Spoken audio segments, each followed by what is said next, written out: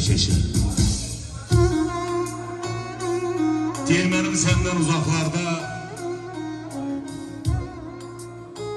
yamandır halım, necəsən? Ay özgəsinə qismət olan Cahi cəlalım, necəsən? Necəsən? Yalana döndü gerçəyim. Ay gözəlim, ay göyçəyim,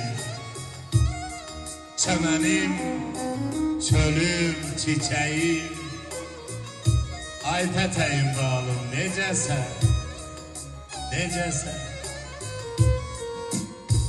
Daşam yolum üstə bitən, nəsildir anlamaz yetən, gözü körlü dildir ötən, qadan alım, ay dillərin alım, necəsən, necəsən? Zərziban, ləlim, gövhərim, yağut yemən simuzərim, parmaqları bəxtəvərim, başı bəlalım, necəsən? Üzüm dönməz mənə sarı,